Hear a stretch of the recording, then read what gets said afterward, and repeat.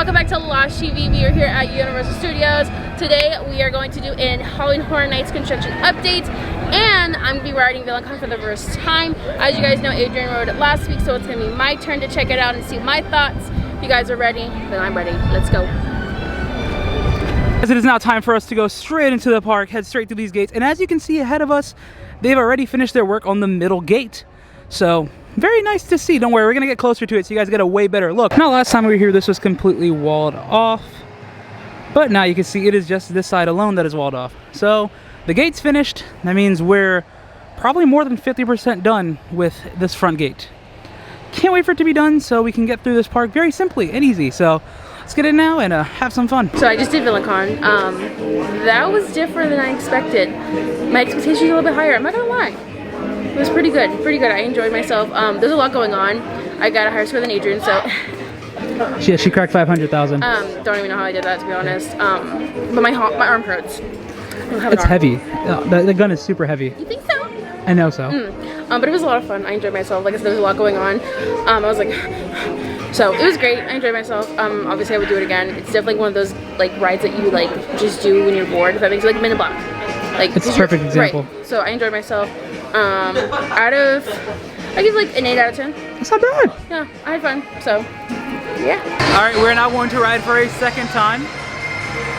Hopefully I do better. Okay. Yeah, I don't know what's going on. Like, I don't know what I'm hitting. Yeah, like, it's not explained. Like, the whole thing is just destroy everything. Right, but like, I don't even know what I'm destroying. Everything. I think there's a method to this because I've done better progressively, and I think I have a perfect concept. But we'll find out.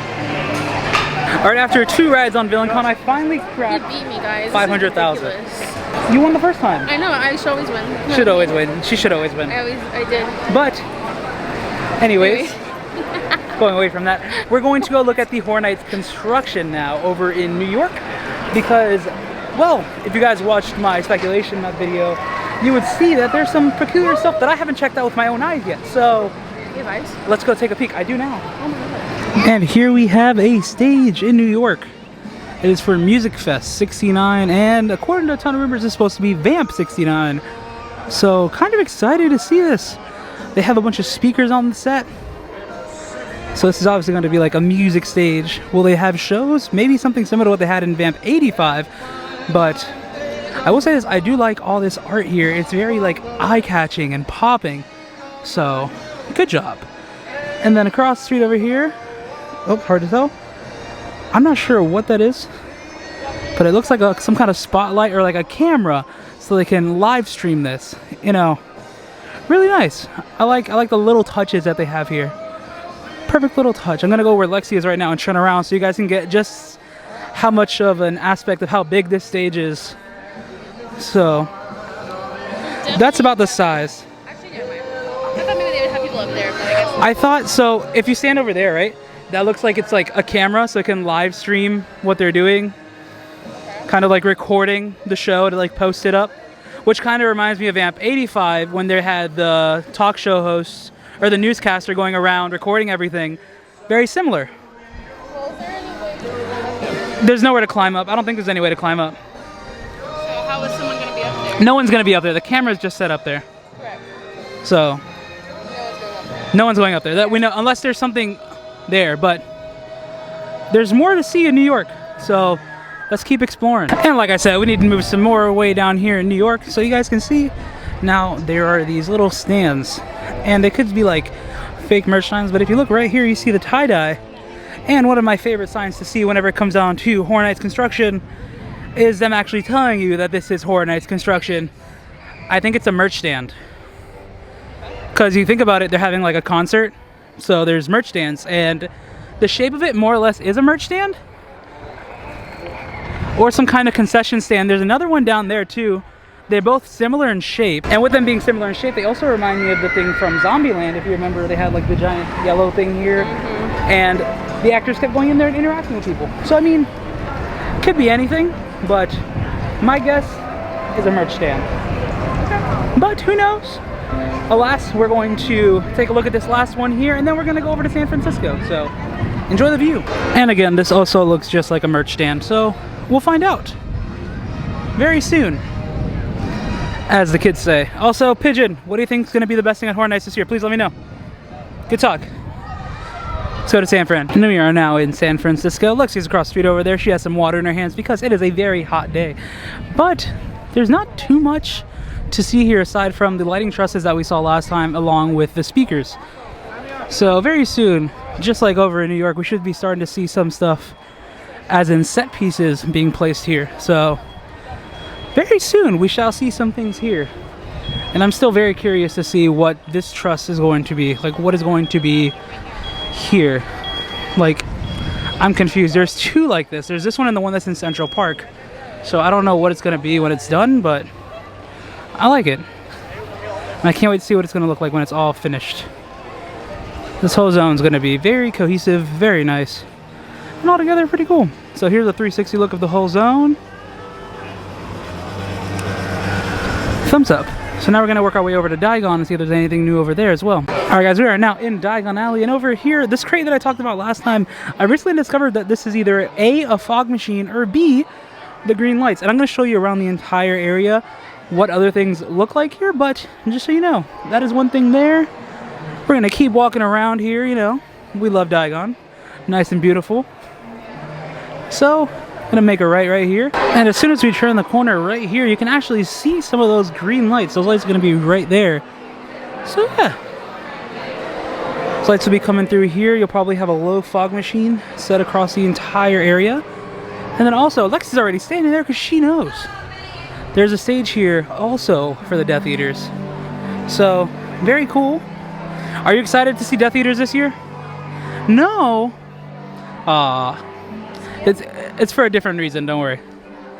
But, right there, that crate acts as a fog machine, so there will be fog coming up from there, along with the green lights that hit it as well. It's gonna look really nice when it's all said and done. And that's all from Diagon. Nothing's really changed. I mean, it's all pretty much the same. I don't expect there to be much change here comparative to like the other zones because it's not really a scare zone.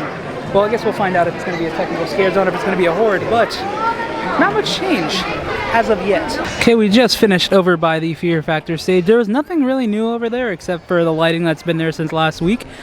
But something that is new to us right now, right over here. Now this is rumored to be the entrance for The Last of Us. There's a giant archway here. And who knows if there can be some kind of giant sign that says The Last of Us, if it could be just an exit or what. I'm not sure, but right here, giant archway. And it kind of reminds me of like the older Horror Night events that would have like the giant marquee art right across the middle and then the wait time down below. Who knows? I'm excited for it nonetheless. Can't wait to see what they're doing. They're definitely trying some new things with this event, so should be very exciting. All right, so we just walked through Springfield and there's nothing. Of course, you're not going to see anything in Springfield except for lighting when it gets close to the event. Sure, according to the speculation map, it's like Megan, so I don't know if Megan will have chainsaws or if she's just going to be dancing everywhere. We can stick to, where are the tables? So we're next to, what's the show called? Animal Actors Live. Last time we walked over here. They were? Yeah. Oh, I didn't notice. I don't notice a lot of things though. But right now there's currently no tables right here. Right where I'm walking. There's always tables here. And we want tables. But nothing here really. We're currently working our way to Kid Zone, in which we'll be able to see some of the DreamWorks instruction. So right now you can see that SpongeBob SquarePants and the Kid Zone Pizza Company are both closed. But now we're gonna walk towards ET, potentially go on ET. While we're here, take a look at, according to the art, this would be the Shrek Swamp section, and then right back there, Nuthouse Coaster is the Troller Coaster. Ah, no need to fear. The bathrooms are wide open. This is so much space. There used to be a giant planter here, but now there's not. So this is actually very spacious. And then you can still go into SpongeBob SquarePants for now. So that's a huge positive. So I take back what I said earlier. Kids on Pizza Company is not covered. The wall's actually right here. You can actually come over here and get your refills at the moment. And hopefully, if things stay exactly the same, you'll be able to pick up your pizza fries here. Lexi's been saying since we got over here that it smells like pizza fries. So I just feel like I gotta tell you that.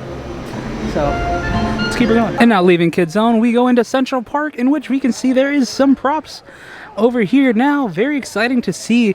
And if we go based on the speculation map, it does look like a jungle, or at least a ruin. It reminds me a lot of, I said it in my tweet, and I'll say it again, it reminds me a lot of Tomb of the Ancients. Now, it doesn't have to be that. It could be something tying into like Jungle of Doom. We've only had one carnival graveyard. But the lighting's everywhere. I'm always excited for this zone because, yes, it's I don't think anyone's going to bungee off of that. But this zone is always like congested. However, it is well utilized for the things that are in here. Well, I always feel like these scares are always like underrated. Oh, the ones in Central Park? Here, Yeah. I mean, they always like get me because, again, it's so congested, so you don't have a lot of room to kind of like avoid people. But I love how much fog is in here because you can't see. So like the scarecrow's always on the other end. They can see you, but you won't see them. And you're like, ooh. Yeah. So I always like enjoy the scare zones here. That's fun. So, I'm excited. Also, that's the other trust that I was talking about. They have the one that looks just like it over in San Fran, but we don't know what it's going to be for. We'll find out soon, though. Now, my guess is it could be something like the pillar that's up there. Maybe like a bent over beam. Not sure, but I will say that looks pretty cool. Looking at it from the backside, can't wait to see what it looks like from the front. Lexi's over here making Tarzan noises. No, Seth Rollins. She's singing Seth Rollins' theme song. But similar to Terra Quintus, there is a stage here. So we'll be seeing a live actor right here. Not sure, but looks really nice. And I can't wait to see what it's going to look like when it's all said and done. So, very nice. So we have now gone through Central Park and you've seen most of the construction. However, we're now in Hollywood, in which there's still a lot of lights, but nothing too revealing as of yet. Yeah, there's no props or anything yet. But there is something very exciting to see. We have to go into the tribute store because something has shown up. Let's go look. So we now go into the Jurassic Park tribute store. It's not in the first room. No. It's not in the second room. No. It is literally at the end. But enjoy some of the views of this beautiful store because at the end of this month, it might be gone forever. Come on. So yeah, just gonna take peeks around. Kind of.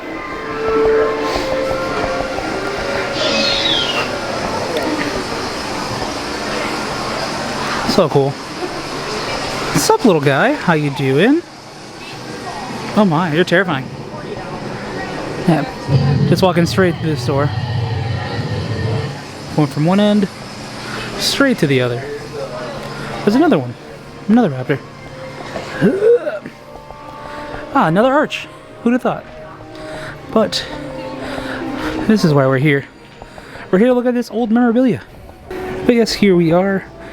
Right over here. Previously, all we had was the date, which was September 1st, 2023 now. But right here, it is McPherson's Collectibles. And if you guys don't know who McPherson is, you have to go back to 2008, in which we had Dead Exposure. And that was the photographer for that exact house. And then if we go down, we have Tim F., which could be Tim Foyle. But that's not it. Right there, you see 1208 Fifth Ave, New York, New York. Tell me if that sounds familiar, because that is the tribute store that is over in New York. So, kind of cool. Right there we have the back issue of the Tribute to Terror. And of course, it's going to be a comic shop, hopefully. Can't wait to check that out. So yeah, based on that, it looks like we're going to be getting a tribute store back in New York. Which is honestly pretty exciting. Super cool. So awesome, I can't wait. Lexi being sarcastic and making fun of me, because she knows how much I care about this event. She always wants to be like, you stupid. You just like spooky thing because you're weird. That's her every single time. I'm not even joking. Like, that's why she's speechless right now, because she knows I'm right. I'm getting secondhand embarrassment. Exactly, I know you are. Yeah? But anyways. Do you know me? Yes, you're my fiance, so I would hope so. anyways, that was, of course, tribute store potentially going to New York. Very exciting. Can't wait for that. I didn't show this off earlier, but we have lights next to Universal. Talked about it last video, and with the speculation map saying that there could be a scare zone in the front of the park. Right here. This whole like front L, which explains why there's so much lighting above the Universal Studio store and lighting here too. Exciting. Exciting to see. Will there be props, or is it just going to be there? No. No. Alright guys, and now we are outside of the park and well, the video's done. No. Yeah. But you know what they can do? What? They can come back all of August. Because I'm announcing it right here. Right now. So if you stay to the end of this video, you are guaranteed with a treat. August, every single day, 31 nights, 31 days, I will be putting out a video. 31 days of horror. Way. Just for y'all. Starting August 1st, going all the way to August 31st, leading you to opening night of Halloween Horror Nights. You heard it here first, y'all. Only way to hear it. Only place you could have heard it, or when I announce it in the video. But if you guys like this video, give it a thumbs up. Comment down below what you want to see next month. Subscribe if you guys already haven't done so, and Stay excellent, my dudes. Oh my God, we're perfect. Perfect. Thank you.